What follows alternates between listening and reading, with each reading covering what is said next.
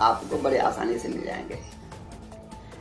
अघोर सबसे पहला चीज है, अघोर क्यों महादेव को कहा गया है? तो इसमें गौर करने वाली चीज है कि अघोर घोर शब्द का विपरीतार्थक शब्द है अघोर। घोर शब्द का विपरीतार्थक यानी अपोजिट वर्ड है अघोर। घोर का मतलब होता है भयंकर, किसी को घोर अन्याय, घोर अनर्थ, घोर अपमान। घोर मतलब होता है भयंकर, बस उसका विपरीतार्थक यानी उसके अपोजिट वर्ड है अघोर। अघोर का मतलब उतना ही आसान, सरल, साधारण। घोर का मतलब भयानक, लेकिन अघोर का मतलब सरल, आसान, साधारण चीज, उसको अघोर कहा जाता है। अघोर का मतलब हुआ एकदम सरल इंसान। महादेव को अघोरी कहा गया है तो मतलब सबसे सरल, सबसे सामान्य इंसान है वो इतने सामान्य हैं, इतने सामान्य है कि उनको अघोरी कहा गया, इतने सरल है। उसी तरह उनका पूजन विधि भी अघोरी की तरह सरल है। अब आप सोचते होंगे कि महादेव जितना बड़ा उनका कद, जितनी बड़ी उनकी पहचान, जितना बड़ा उनका महिमा, लेकिन उनमें अघोर लगा है, यानी उनमें सरल कैसे लगा?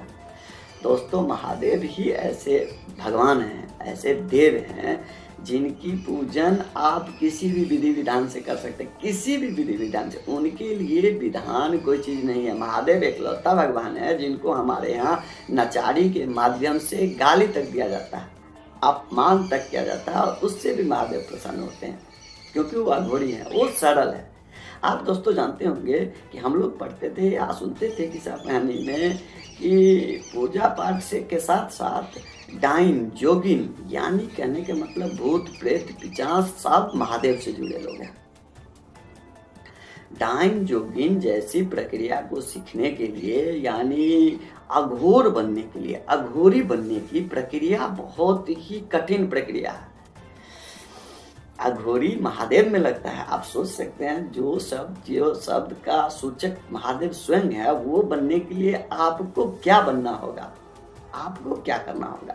आपको अपने आप को अघोरी बनाने के लिए सबसे पहले आपको अपने आप को अघोर यानी सरल बनाना होगा, साधारण बनाना होगा। इसकी मामूली सी प्रक्रिया है। अन्य देवी देवता की विधि विधान को सिद्ध करने के लिए आपको अपने आप को घोर बनाना होगा, भयंकर, कठोर, बहुत से ऐसे चीज है जो आपको बनाना होगा, अपने आप को प्रूव करना होगा, जिसको सिद्धि कहते हैं, वो प्रूव करना होगा। उसके बाद आप उस देवी देवता यानी उस प्रक्रिया में सफल हुए। लेकिन अघोर बनने के लिए आपको सरल यानी साधारण बनना होगा।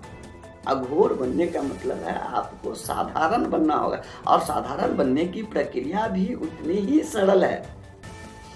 हमारे इस अघोर में बहुत बड़ा मंत्र का रोल नहीं है। इसमें मंत्रों से कोई खास प्रभाव नहीं पड़ता। इसमें प्रभाव पड़ता है तो सिर्फ और सिर्फ आपकी सरलता को सिद्ध करना। हम लोग सुनते आ रहे हैं किस्सा कहानी में जो अघोरी बनने के लिए कई तरह की तप प्रक्रिया से गुजरना होता है, कई कठिन परीक्षा से गुजरना होता है। सही सुना आपने, ये प्रक्रिया टफ है। इसमें कोई बहुत बड़ा मंत्रोच्चारण यानी ग्रंथ का बहुत बड़ा रोल नहीं है।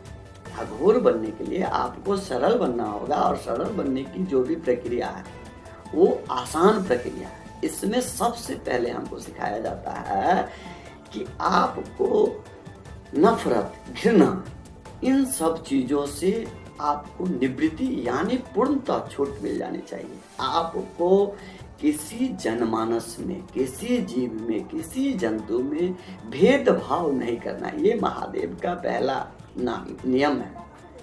महादेव किसी खास प्रजाति, किसी खास समुदाय के देव नहीं हैं। महादेव ही एक ऐसे देव हैं जो सभी प्रजाति के देव हैं। इनका पूजा आपके ब्रह्मांड के सभी ग्रहों पे होते हैं। आज हम बात कर रहे हैं महाशिवरात्रि का पर्व हमारे देश में, हमारे इस ब्रह्मांड में इस तिथि को मनाया जाता है। आज हमारे देव इस ब्रह्मांड में यानी इस युग में इस दिन, आज के दिन, महाशिवरात्रि के दिन अस्तित्व में आए थे। लेकिन इसका ये मतलब नहीं है कि उससे पूर्व महादेव नहीं थे। महादेव तीनों लोगों के देव महादेव हैं। तीन लोग मतलब हुआ धरती, पाताल और आकाश। इस तीनों लोग के देव महादेव हैं। लेकिन हमारे धरती पे ये आज ही के महाशिवरात्रि के दिन अस्तित्व में आए थे, यानी आज ही के दिन शिवलिंग आया था और आज ही के दिन से शिव का पूजन यहाँ के लोगों ने प्रारंभ किया था।